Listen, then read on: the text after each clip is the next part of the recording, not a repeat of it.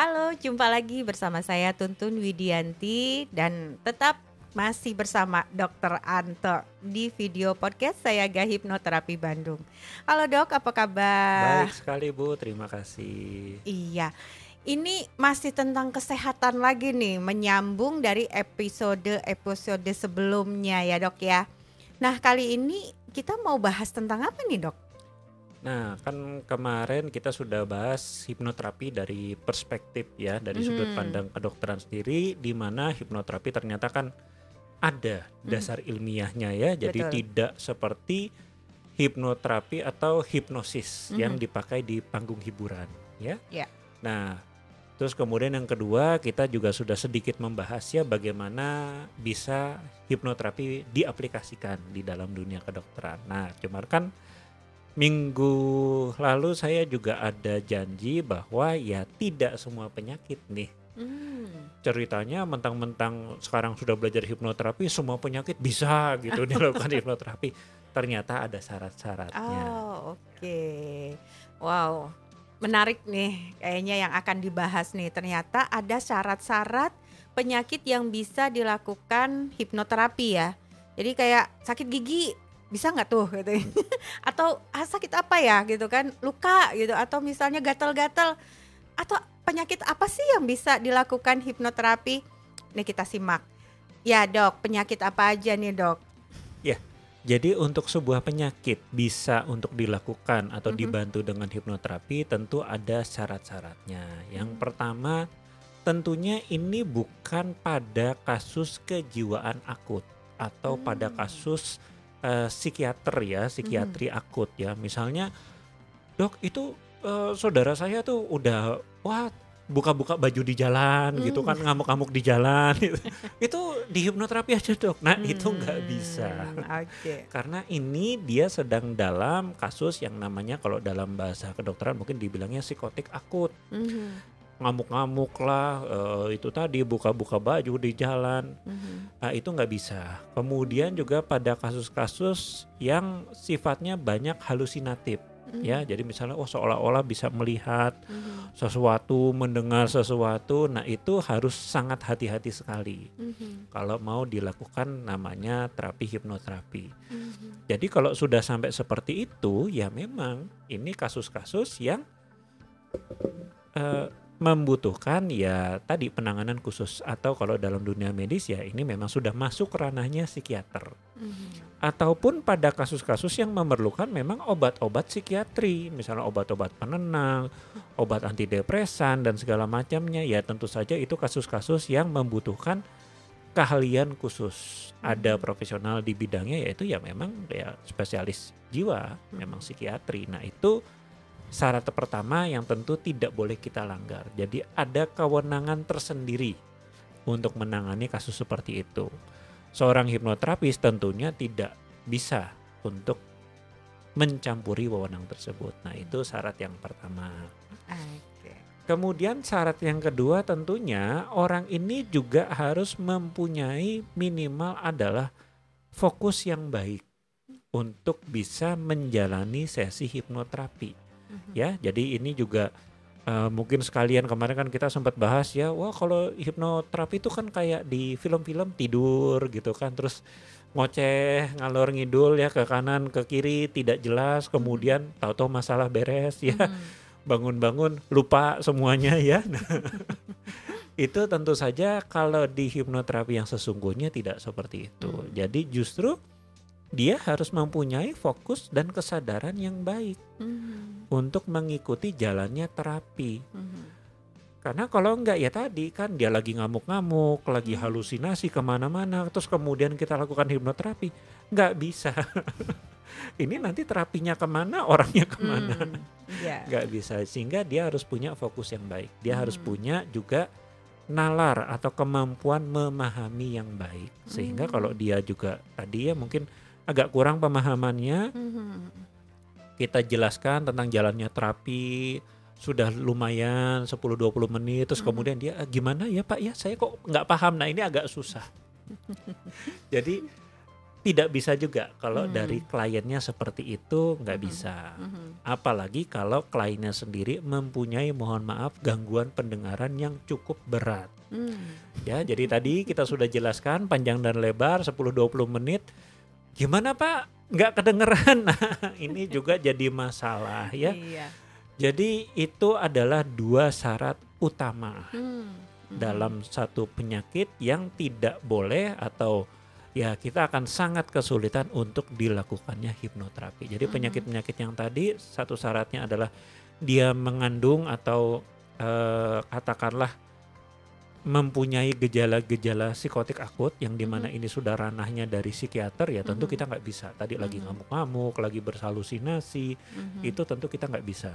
Itu penyakit yang ada kandungannya seperti itu, nggak akan bisa kita tangani. Hmm. Kemudian yang kedua tadi dari segi kliennya sendiri, kalau penyakitnya sampai merusak fokus ya, Mhm. kemudian tadi merusak juga gangguan pendengaran, merusak nalar, ya tentu ini juga sudah sangat sulit untuk kita tangani. Jadi dua kondisi ini tidak boleh ada dalam kasus yang kita tangani. Nah seperti itu ya. Oke, menarik sekali ya. Berarti ini juga berkaitan dengan kode etik juga mungkin ya dok ya, Yes. kalau memang untuk kasus-kasus psikotik tadi yang memang sudah jadi ranahnya psikiater gitu, walaupun misalnya dokter juga sebagai seorang dokter gitu, tapi kan bukan dokter yang khusus menangani kejiwaan ya, tapi memang selain itu masuk di akal juga dok, kalau misalnya sudah ranah yang psikotik tadi ya harus psikiater, yang sudah halusinasi gitu kan, diajak ngobrol juga kadang nggak nyambung ya dok ya. Iya, Jadi betul. itu juga akan menyulitkan proses berjalannya terapi tadi. Sama halnya dengan kalau misalnya tadi ternyata fokusnya tidak ada, sudah 20 menit berlangsung dijelaskan ternyata apa dok yang Iya. tadi ya seperti itu. Jadi memang syarat-syarat ini berarti yang harus bisa dipahami juga oleh para kawargian saya gak semua, bahwa tidak semua dalam kondisi apapun bisa dilakukan hipnoterapi gitu ya dok ya. Oke dok, Iya. apalagi nih selanjutnya nih dok? Ya, syarat selanjutnya ketika seseorang mempunyai penyakit dan ingin dilakukan hipnoterapi, ya tentu saja ini berkaitan dengan penyebabnya, yaitu penyebab di pola pikir atau pola mental emosional dan pola perilaku. Nah, Oke. disinilah sebetulnya hipnoterapi banyak berperan. Karena kan saat ini ya terus terang saja dengan kemajuan zaman yang luar biasa ya, perkembangan media sosial yang sangat signifikan gitu kan, sehingga ternyata saya menemukan banyak sekali penyakit-penyakit yang sebetulnya awalnya dari sini. Oke. Jadi syarat selanjutnya adalah penyakit ini memang berkaitan dengan pola mental emosional atau perilaku. Nah ini lebih jelasnya akan kita bahas di podcast selanjutnya ya. Tapi untuk saat ini itu yang penting adalah berkaitan dengan pola mental emosional dan perilaku. Dan karena itu maka syarat selanjutnya adalah adanya keaktifan dan kesadaran dari si klien sendiri. Makanya dua syarat tadi tidak terpenuhi, kan otomatis orang ini tidak mempunyai kesadaran, apalagi keaktifan untuk menyembuhkannya tadi ya. Dia lagi larut dalam halusinasinya. Oh ada ini, ada itu, denger ini, denger itu, disuruh ini, disuruh itu, kan berarti dia lagi larut. Iya. Dalam halusinasinya, ya berarti dia tidak punya kesadaran bahwa oh itu ada sesuatu hal yang harus saya perbaiki. Ya nggak bisa. Maka tadi ini masuk ke dalam ranah psikiatri, di mana di sini dengan penggunaan obat-obatan tertentu, tindakan tertentu. Nah, pasien ini minimal distabilkan dulu. Nah, ketika sudah stabil, baru bisa kita ajak ngobrol. Nah, barulah di situ kita nilai lagi apakah memang hipnoterapi bisa dimanfaatkan untuk membantu pengobatannya. Kembali lagi ya, jadi hipnoterapi di sini memang belum menjadi katakanlah modalitas utama, belum. Kita masih menjadi modalitas pendamping ya, karena tadi kita membantu seseorang untuk membenahi di pola pikir mental emosionalnya dan pola perilakunya. Nah itu. Iya. Menarik sekali nih penjelasannya. Jadi kepada kewargian saya guys sekarang sudah lebih paham lagi ya. Ternyata ada beberapa syarat nih yang harus memang menjadi apa namanya standar ya. Standar kalau memang akan dilakukan hipnoterapi tadi ada beberapa syarat tadi yang sudah disampaikan oleh Dr. Anto dan ini memang sudah jadi syarat mutlak ya. Karena memang betul tidak bisa kita lakukan terapi kalau memang itu bukan ranahnya kita. Ya, yang memang sudah harus ranahnya seorang psikiater, apalagi tadi fokusnya juga tidak ada, kesadarannya juga tidak ada, ditambah lagi pendengarannya juga keganggu. Aduh, udah itu gimana mau dilakukan terapinya ya dok ya? Iya betul, sulit sekali. Oke, baik dok, waktunya tinggal sedikit lagi. Ya. Nah dok, ada tambahan lagi tidak dari dokter nih mengenai syarat-syarat tadi dok? Iya. Itu yang paling penting yang harus ada. Jadi ketika Anda mempunyai sebuah penyakit, tadi syarat-syarat tadi harus punya keaktifan, harus punya kesadaran, kemudian juga memang tadi fokusnya juga ada, pendengarannya juga oke, bagus, dan kemudian secara fisik mungkin tadi ya, karena kan hipnoterapi kebanyakan dilakukan dalam posisi duduk atau bahkan setengah berbaring. Nah ini juga kalau ada permasalahan di fisik misalnya punggung dan lain-lain, nah itu juga jadi pertimbangan. Nah maka syarat-syarat itu yang harus kita seleksi dulu sebelum kita melakukan hipnoterapi. Jadi pastikan kalau mungkin para kewargian mau untuk menghubungi atau mencoba sesi hipnoterapi ya syarat-syarat ini harus clear dulu. Jangan sampai nanti ya tadi udah lagi nggak sadar dibawa gitu kan. Pak ini tolong Pak, ini lagi ngamuk-ngamuk Pak, ini tolong di hipnoterapi. Hipnoterapisnya juga kabur Pak biasanya. nggak bisa. Iya betul. Ya mending Anda langsung hubungi ya. Kalau sekarang itu apalagi kalau di Cimahi kebetulannya itu ada memang katakanlah pasukan khusus untuk menangani gangguan-gangguan psikotik akut seperti itu. Jadi kalau ngamuk segala macam memang ini istilahnya mah unit reaksi cepatnya ada. Jadi langsung nyampe ke sana, langsung lakukan tindakan penyuntikan obat penenang dan segala macam, bawa langsung ke ya itu kalau itu kan masuk ke gawat daruratan psikiatri. Jadi ya memang penanganannya seperti itu. Iya. Terus nggak bisa gitu lagi ngamuk gitu hipnoterapi nanti dulu ya jangan tenang dulu sabar. Jangan bikin masalah nanti ya. Hipnoterapisnya juga kabur kalau begitu. Nggak bisa. Nah, terus kemudian yang paling penting ya tadi bahwa ranah penyakit ini memang masuk ke tadi yang mau kita tangani adalah di ranah gangguan pola pikir atau pola mental emosionalnya dan pola perilakunya yang akan kita bahas di podcast selanjutnya supaya lebih jelas. Wow, menarik sekali nih para kawargian saya ga. Jadi sekarang sudah lebih paham.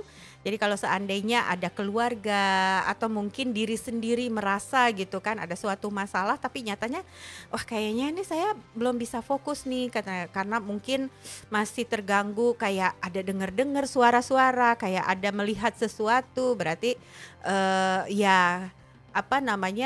kita sudah tahu kemana kita minta pertolongan gitu. Jadi tidak semua hipnoterapis atau misalnya dokter seperti Dokter Anto dan saya sebagai psikolog untuk bisa menanganinya itu.